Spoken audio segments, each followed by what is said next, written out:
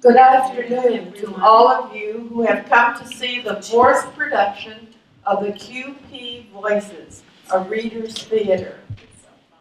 Please take a moment to turn off your phone.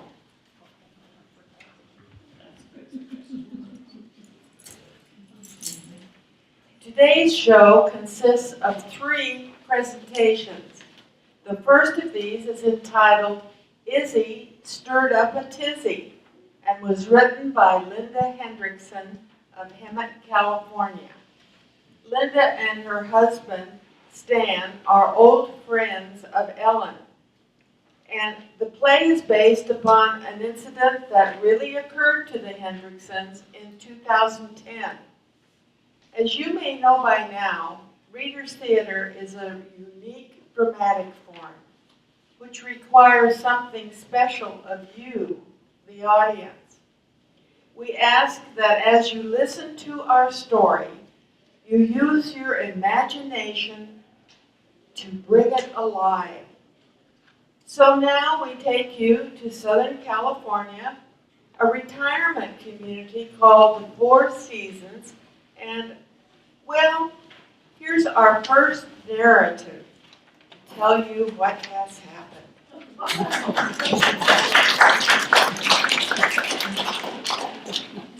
How can someone so competitive stir up such a tizzy? This is the question I asked myself when the police stood outside our gate, requesting entrance. 3 squad cars parked at our curb, alerting those in the neighborhood that something big was taking place. The something big was a report received at the Hemet police station. Yes, I did say police. One officer stayed with us and began the questioning, while the others spoke with 5-year-old Izzy and 10-year-old Eva. I wish I could have been the resident mouse listening in on Izzy's conversation. Perhaps this is the place to start at the very beginning, or as Paul Harvey would say, and now for the rest of the story. Incident report. Took place on May 10th, 2010, Hemet, California.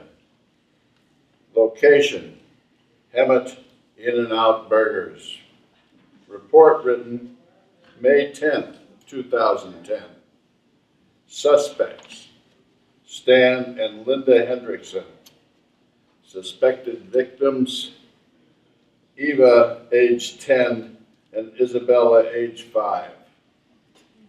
Number 3 son, David, had driven out on Mother's Day with his 2 youngest girls, Eva 10 and Izzy 5. The plan was to enjoy a visit and leave the 2 girls for a sleepover. The planned outing the next day was an excursion to the Wild Animal Park in Escondido. The morning started early with 2 very excited girls. Breakfast over and lunches made, we pulled out of our driveway, unaware of the wild adventure to unfold at day's end. Upon arriving, we rallied the troops in the parking lot to recite the age-old instructions that most parents and grandparents are heard reciting. We are to stay together, always on the side of one another. Don't talk to strangers. If you get lost, seek help with someone in a park uniform. Here's a card with our name and cell number. Put it in your pocket and give it to the park attendant. We will come for you. Believing that we had covered all bases, we joined the other parents, grandparents, aunts and uncles, lined up for tickets. Where to go first became the question of the morning. A plan was mapped out, and off we went. What an experience it was for Nana and Stan, seeing the park through the children's eyes. And after a full day of trekking up and down, answering at least 100 questions, they headed for the exit and just one more stop at the souvenir store. Maintaining a sharp eye on Izzy, who has never met a stranger, had been a full-time assignment. Good thing we only do this once a year. Retracing our steps back to the parking lot where our adventure had begun hours earlier, we headed for home, and where else? In-N-Out Burgers. Stan stood in line to place the order while the girls made a dash for one of two booths. The place was busy with a wave of young people in sport uniforms swarming the counter. When Izzy asked to use the restroom, I escorted her there only to be told, You don't need to go in with me. following her orders, I returned to our booth to await both Izzy and our meal. With Izzy safely back, it was my turn, and like her, I didn't need anyone to go in with me. Upon Nana's return, the burgers and fries had arrived, and taking the first bite, they heard a small voice say, That was not very nice. curious as to what was not nice. I asked her to fill me in. He said, but. In my absence, Izzy had wandered away from the booth. Stan, noting her talking with a group of young people, had called her back. Ignoring him, she continued to hold court. Stan's index finger moving in the come here signal did little to dislodge her from her audience. This prompted Stan to say in his I mean it voice, Get your butt back to the table. Upon hearing this, I paused to gain some wisdom and stifle a laugh. I suggested that Stan use bottom rather than butt, and that Izzy work at being a better listener. And with the suggestions taken by both and delicate young feathers smoothed, we proceeded to enjoy our food. A youthful employee approached our table, making conversation and lingering before giving the girls the prized In-N-Out paper hats. How nice, I thought to myself, stopping by during such a busy time to pay attention to the girls. Upon leaving, he was stationed by the door and waved goodbye. Little did I know that he had a hidden agenda to catch the criminals by securing their license plate number. Innocently, we pulled out and made the 10-minute drive down Florida Avenue and into our gated community. Pulling into the gate area, I could tell that the adventure was in full swing. A former neighbor, standing by the curb, caught my attention. Opening the car window, I heard her sober warning. The police are going to be at your house shortly. Oh, sure, I said, thinking she was joking with us. I'm serious. The police will be at your house any time now. They think you have kidnapped the girls in the back seat. Now, sure that she was kidding, I said, oh, Rhonda, those are our granddaughters from Orange County. We spent the day at the Wild Animal Park. Being a first responder for the Red Cross, our former neighbor carried a police scanner. She had heard. Suspected kidnappers, Stan and Linda Hendrickson. One of the girls' comments, guess who, had raised concern, resulting in a report called into the Hemet Police Department. This had gotten the ball rolling along with 3 squad cars. The back seat had now become very quiet. Not the norm. I turned to see 2 pair of enlarged eyes. Did either of you girls say that you had been kidnapped? Both heads moved from side to side, indicating a silent no. The car, now on autopilot, took the day's suspects home, still wondering if this were a joke. Once inside the house, I heard a familiar, small voice say, I did tell them that you weren't my parents. No sooner than that being said, the doorbell rang. Standing there were, you guessed it, police officers. May we come in? Once inside, the children were quickly separated from us, and the inquisition began. May I see your identification, sir? Stan complied, removing his wallet from his pocket and showing the officer his identification. I let the officers know I was the children's grandmother, showing him a picture on display in the living room of the children and their family. Do you have any other pictures with you in them where you're with the children's family?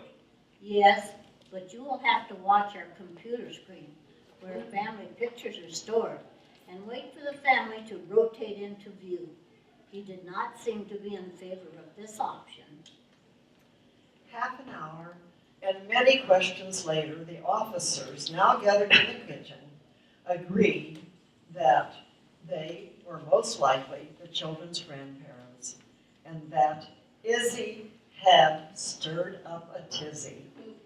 They made one final call to confirm that no children had been reported missing before being totally satisfied. The girls escorted the police to their cars, where Eva and Izzy were introduced to the canine dog, which had been keeping watch. Goodbyes were said, and once again, wheels rolled.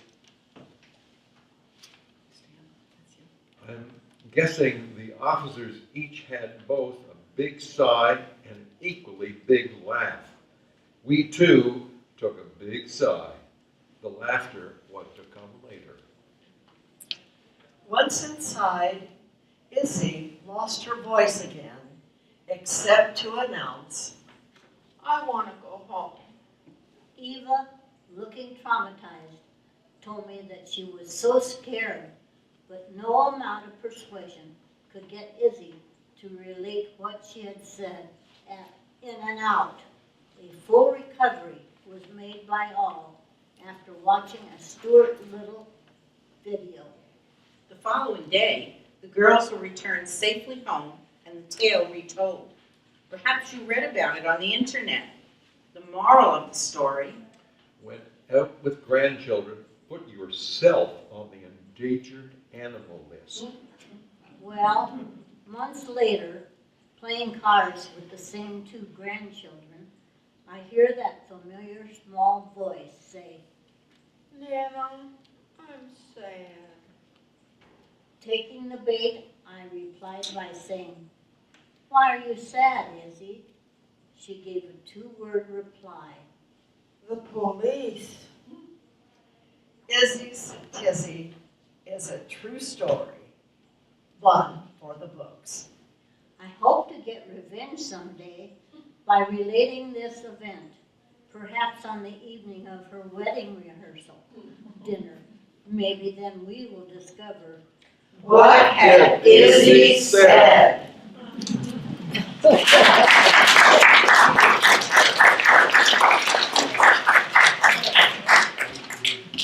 Thanks so much. And now we change the pace by presenting a story that used to appear in old vaudeville shows. It is entitled Little Nellie and is a mini melodrama with rhythm. If our players are ready, let me introduce them to you.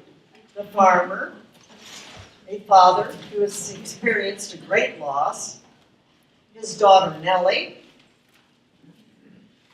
the husband, not a hero at all, and the constable who manages to save the day. Now, let's hear that rhythm. 'Twas a dark and stormy night when my Nellie went away. I never shall forget till my dying day. She was just 16, the village queen, the prettiest little gal you ever have seen. The farm ain't the same since Nellie went away. The hens all died and the roosters won't lay. There in my window hangs a light, 40 below zero. Gosh, what a night! Knock, knock, knock, knock. Who's that knocking at my door? It's your little Nellie. Don't you know me no more? Where's that actor fella called you honey? Did he send you home 'cause you asked for money? He's a great big bum and he likes with ease. He's got more women than a dog has fleas. He left me the night I was most forlorn. The very same night little Rufus was born. Is that the Rufus?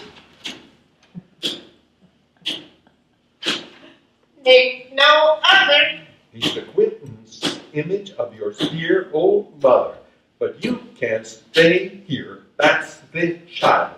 Listen to him holler. Would you drive me mad?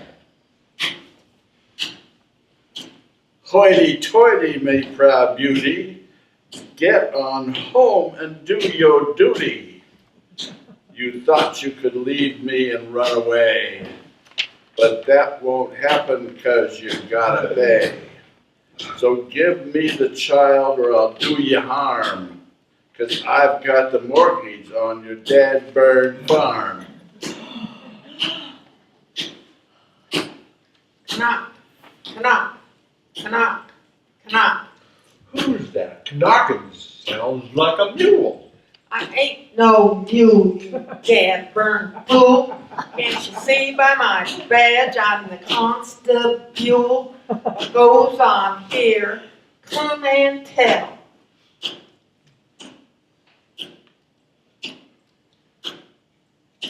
He ain't done right by my little Nell. Air two, Air not. air two, Air not.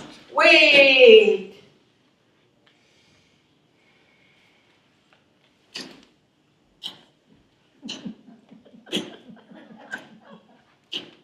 You stole his farm and you left his daughter. That ought to cost you about $1.25. Which goes to show the price of sin. You always lose and you never win. Shave and a haircut, suit this. And now for our finale, we present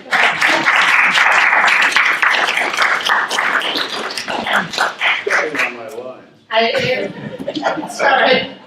And now for our finale, we present a two-person piece of poetry written by the author poet Maya Angelou. Her work had particular resonance for women, and the poem that may best represent that connection is Phenomenal Women, which Olga has called Life Defining. Published in a collection of the same name in 1995, the poem originally appeared in Cosmopolitan magazine in 1978. And here are our phenomenal women to share it with you. Pretty women wonder where my secret lies.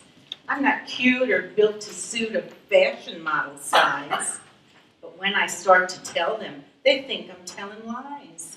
I say it's in the reach of my arms, the span of my hips, the stride of my step, and the curl of my lips. I'm a woman, phenomenal woman, that's me. I walk into a room just as cool as you please, and to a man the fellows stand or fall down on their knees. Then they swarm around me like a hive of honeybees. I say it's in the fire in my eyes and the flash of my teeth, the swing in my waist and the joy in my feet. I'm a woman, phenomenal woman. That's me. Men themselves have wondered what they see in me. They try so much, but they can't touch my inner mystery. When I try to show them, they say they still can't see. I say it's in the arch of my back, the sun of my smile, the ride of my breasts, and the grace of my style. I'm a woman, Phenomenal woman, that's me. Now you understand just why my head's not bowed. I don't shout or jump about or have to talk real loud. When you see me passing, it ought to make you proud. I say, It's in the click of my heels, the bend of my hair, the palm of my hand, the need of my care. 'Cause I'm a woman, phenomenal woman. That's me.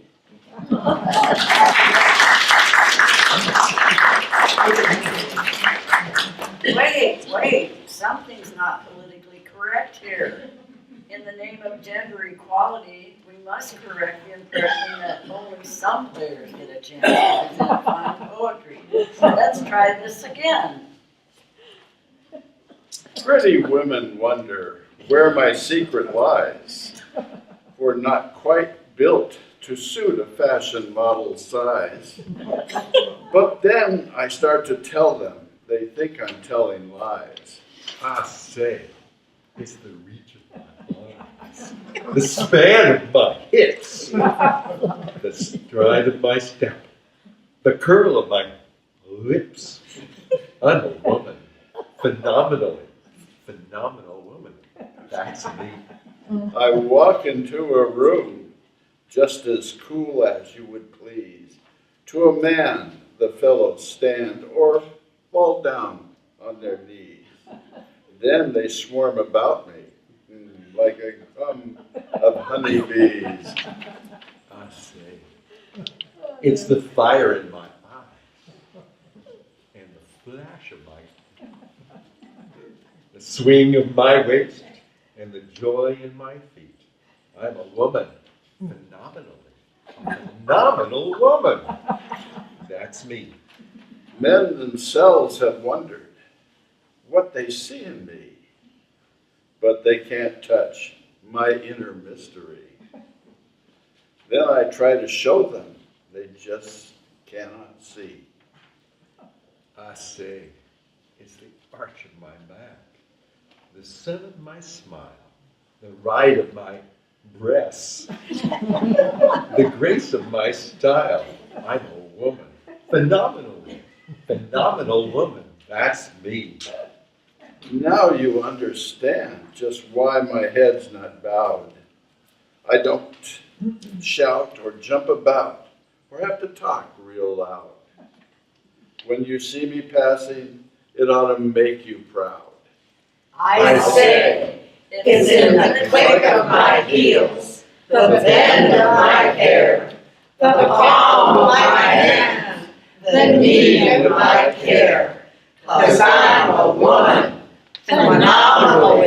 phenomenal woman. That's me.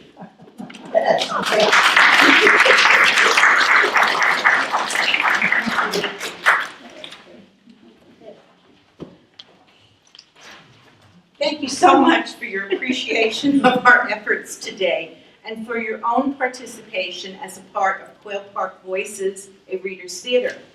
Let's give yourselves and the cast one more hand.